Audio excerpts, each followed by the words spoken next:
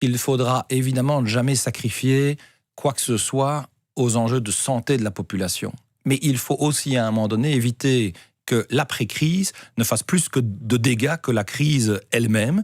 Et donc il y a des gens aujourd'hui qui sont réellement aux abois. Et le devoir des hommes et des femmes politiques, et c'est en tout cas l'engagement du CDH, avec humilité, mais avec aussi énormément de conviction dans la prise de responsabilité, c'est d'être à leur côté pour qu'il y ait un rebond rapide, une gouvernance forte et une relance importante.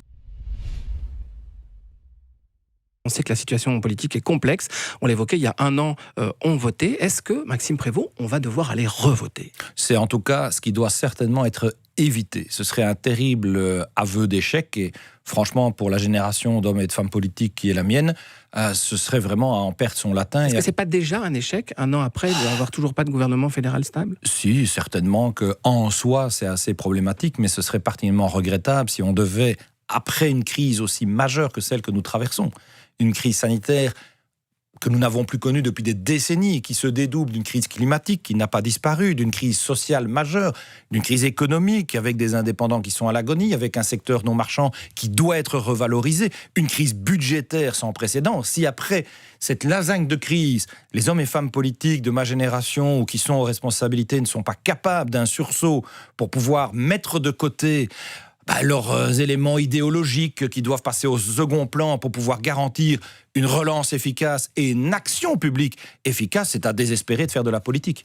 Et donc, on doit, soyons très clairs, faire en sorte que les années qui viennent, elles vont être exclusivement consacrées à la relance économique, à tirer hors de l'eau une série d'indépendants qui aujourd'hui sont aux abois, craignent de ne pas pouvoir redémarrer leurs activités. On a un secteur non marchand qui a besoin d'être valoriser. Ces deux jambes, indépendants et non marchands, nous avons besoin de les muscler et nous devons aller de l'avant pour nous relever dans un premier temps, pour courir vers une transition qui soit beaucoup plus verdurisée mais aussi humanisée de notre économie. Et donc, nous allons devoir le faire en commençant à discuter avec les 10 partis qui aujourd'hui ont marqué une bonne volonté dans la gestion d'une crise majeure pour l'État. Et puis on verra, l'enjeu aujourd'hui, ce n'est pas de savoir si Pierre, Paul, Jacques sera autour de la table, c'est quelles sont les mesures d'urgence dont ce pays a besoin pour éviter que les gens boivent le bouillon, puissent pouvoir avoir une perspective d'avenir, sans omettre les enjeux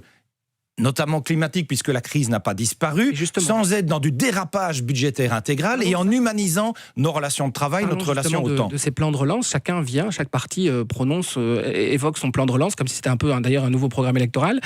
Maxime Prévost, vous avez aussi planché sur certaines mesures. On sait qu'il y a 13 milliards qui ont déjà été sortis de la caisse de l'État pour gérer cette crise. Comment on va financer, selon vous, cette crise-là et ce plan de relance ? Alors 13 milliards, ça peut paraître beaucoup, mais c'est encore trop peu. Quand on compare aux autres pays européens qui nous entourent, le volume de moyens dégagés pour garantir un rebond de la situation socio-économique est proportionnellement bien plus conséquent. Les économistes disent qu'on ne sort pas assez, justement. On ne sort pas d'argent suffisant. Exactement. Et donc ma crainte, c'est de jouer aussi petit braquet, parce qu'alors on va finalement ne pas régler le déficit budgétaire, parce que tout ce qu'on ne mettra pas comme moyen pour sortir la tête hors de l'eau des acteurs culturels, des indépendants, des orecaïstes, ce sont autant de moyens qu'on devra de toute manière mobiliser du côté de l'État pour des allocations de chômage ou pour du CPS. Quelle est la mesure phare que le CDH met sur la table ? Vous êtes amené à parler peut-être négociation et donc programme de relance. Quelle est la mesure que le CDH met sur la table pour l'instant ? Alors, il n'y a pas une mesure miracle, M. Gadisseux, qui permettra à tout le monde d'être sorti de la crise. C'est un ensemble de mesures, et parmi les mesures directes de court terme qui doivent être validées avant l'été, nous souhaitons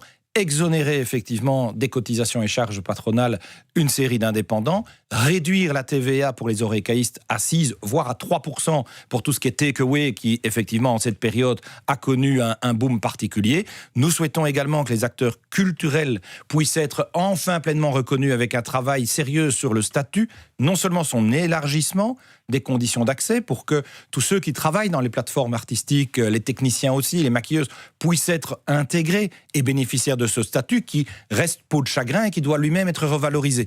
Les jours, d'ailleurs, pour pouvoir en bénéficier, doivent être immunisés pour 2020 comme 2021. Vous avez évoqué plusieurs fois dans cette interview le secteur de l'ORECA, les restaurateurs, les cafés qui sont pour l'instant à l'arrêt. Le secteur culturel, c'est pas anodin, vous êtes bourgmestre de Namur, 2 secteurs importants pour la commune. Or, on n'a toujours pas d'informations concernant la reprise de ces 2 secteurs-là. Ça doit venir dès le 8 juin, selon vous, c'est devenu devenu impératif que ces deux secteurs-là, notamment les restaurants et les cafés, puissent rouvrir dès le mois de juin en Belgique? Mais je le pense, parce qu'il faudra évidemment jamais sacrifier quoi que ce soit aux enjeux de santé de la population. Mais il faut aussi à un moment donné éviter que l'après-crise ne fasse plus que de dégâts que la crise elle-même.